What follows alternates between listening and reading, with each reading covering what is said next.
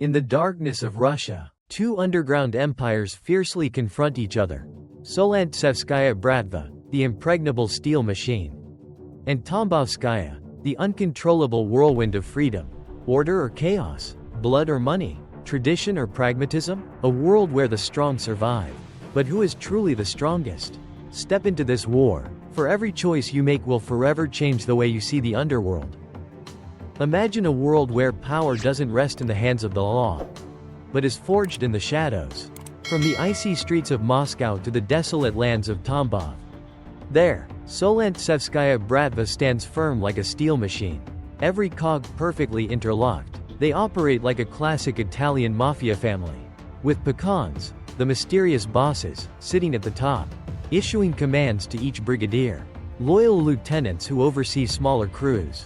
Every branch has a clear role, smuggling weapons across borders, protecting big businesses, or silencing enemies in quiet.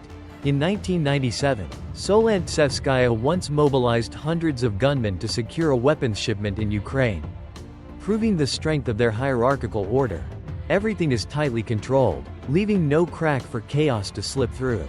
It's this very rigidity that has allowed them to extend their grip of power across the globe.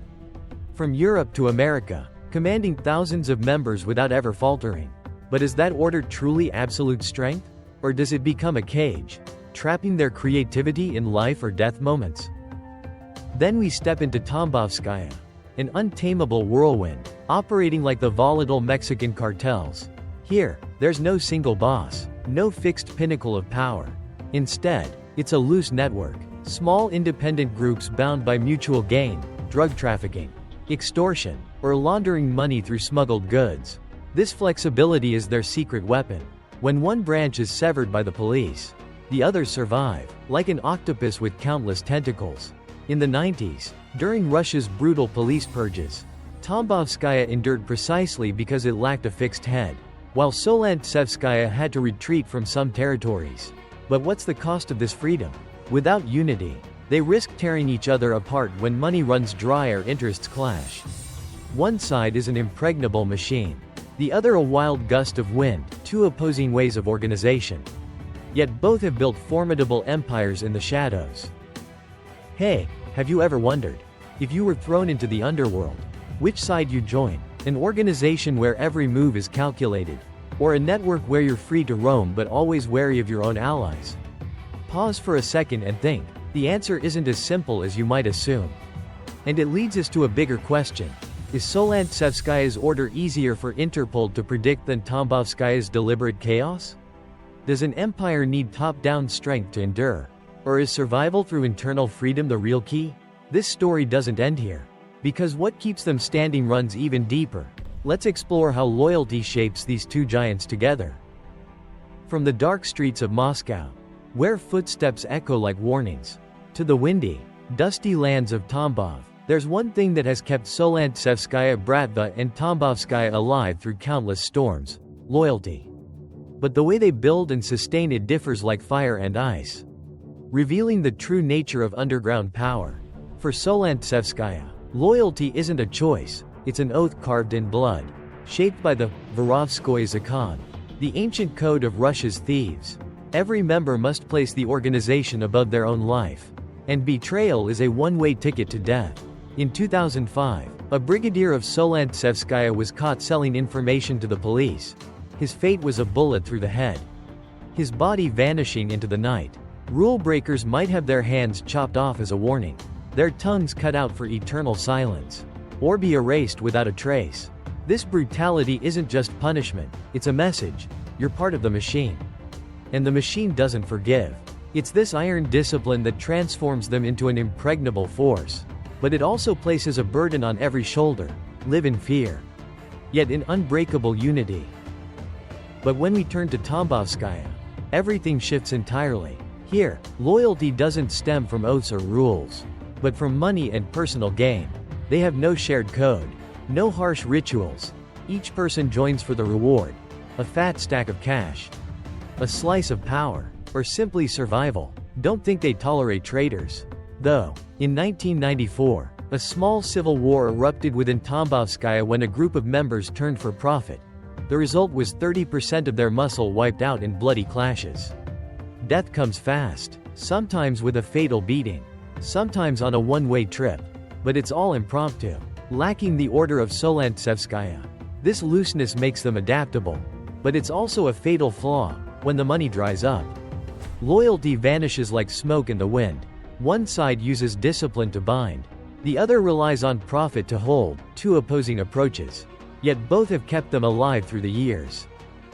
Imagine for a moment, if you were part of this world, what would you choose? To live under the blade of Solntsevskaya's discipline, where every mistake costs blood, or to gamble in Tambovskaya's whirlwind of freedom, where money is king but trust is a luxury? Don't rush to answer, because the real question lies here. Does Solntsevskaya's iron discipline lose its appeal to a new generation of criminals who crave freedom over loyalty? Compared to Tambovskaya's risky flexibility? Can loyalty forged in blood outlast loyalty bought with gold? Or are both just fragile shadows in the underworld? Let's keep going, because the story now unveils how they turned blood into money, an art too compelling to miss. When blood and sweat have been spilled to build their empires, Solntsevskaya Bratva and Tambovskaya face a life-or-death challenge. How to hide mountains of dirty money from the sharp eyes of the law. This isn't just a matter of survival, it's the art of turning darkness into light. And each gang has its own way of doing it. For Solntsevskaya, they play big, reaching across the world. Think of skyscrapers in London, lavish villas in Dubai, or million-dollar apartments in New York, all bearing their fingerprints. They use shell companies to buy real estate, transforming black money into legitimate assets.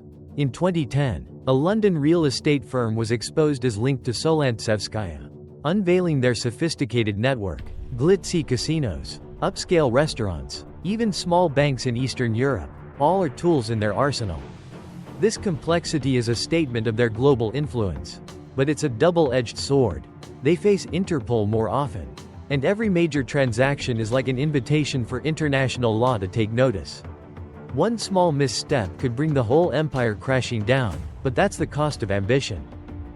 Then we come to Tambovskaya, who choose a quieter, more grounded path. They don't dream of the spotlight. They hide in the shadows of black markets and small streets. Their money flows through trade, illegal timber from deep forests, oil from shady deals, or drugs slipped across borders. In 2000, Tambovskaya laundered $50 million through illicit timber exports to Latvia, a small but calm enough country to conceal it. Local businesses like car repair shops or grocery stores become perfect fronts. Their approach isn't glamorous, but it's terrifyingly effective within Russia and its neighbors. They draw less attention than Solntsevskaya, thanks to their smaller scale and simplicity. But at what cost? They struggle to expand globally, to compete with the big players. One is a global mastermind, the other a local survivor, two opposing arts. Yet both keep their money safe in the dark. Hey, have you ever thought about it? If you had millions in dirty money, how would you hide it? Buy a house overseas like Solntsevskaya, or open a small shop back home like Tambovskaya? Pause for a moment, because this isn't an easy question to answer. And it leads us to something bigger. Is Solntsevskaya's grand scale worth it when facing international law? Compared to Tambovskaya's discretion, is money laundering a game of intellect or patience? Does an empire need far-reaching vision to grow, or humility to survive? The story isn't over yet, because what truly shapes these two giants will reveal itself next. Let's explore their souls together. Finally, we reach the soul of Solntsevskaya Bratva and Tambovskaya, their culture and symbols. Not just marks of identity, but the flames that keep them alive through countless storms. For Solntsevskaya, it's a deep legacy rooted in the vor v zakon, the thieves-in-law from Soviet times. Picture an initiation rite where blood drips onto a blade, oaths echo in the dark, and tattoos are etched into skin like badges of honor. The eight-pointed star on the shoulder, born in the Gulag era, is a sign of supreme authority. A cathedral with multiple domes tells tales of prison years. Their attire, immaculate black suits, isn't just appearances, it's a declaration of invincibility. This culture binds them, a reminder. You belong to Solntsevskaya, and there's no turning back. But is that tradition an unshakable strength? Or is it imprisoning them in the past as the criminal world evolves? Then we turn to Tambovskaya, warriors of the present, unbound by legacy. Their culture is pragmatic, raw, and fiercely wild. No elaborate tattoos, no lengthy oaths, instead, nicknames like Tambov Wolf, tracing back to a notorious leader from the 80s, or Black Bear, echoing the ferocity of the Tambov land. Their attire is thick leather jackets, sometimes streaked with road dust, a testament to an unforgiving life. They don't need rituals to prove themselves, action is everything. But this lack of a defined identity could be a weakness. Tambovskaya is like a mighty wind, but does it have the weight to leave a lasting mark in criminal history like Solntsevskaya? One is a flame of tradition, the other a gust of pragmatism, two opposing souls. Yet both shape their empires in their own way. Think about it. If a tattoo or a name could define your entire life, what would you choose? To carve your mark with tradition like Solntsevskaya? Or to roam free like Tambovskaya? Don't decide too quickly. Because the real question is this: does Solntsevskaya's tradition slow their adaptation to today's high-tech crime? Compared to Tambovskaya's modern edge? Does an empire's soul lie in a profound past or in the ability to innovate? Does a gang need heritage to endure? Or flexibility to survive? The answer is yours. But the tale of these two giants will echo in our minds forever. Solntsevskaya and Tambovskaya, two giants. Two opposing souls. From power structures, loyalty, the art of money laundering, to their deepest identities. Who will endure? Who will fade? The decision rests in your hands. If you think this battle is worth it, like and subscribe to dive into more dark secrets together. The story has only just begun.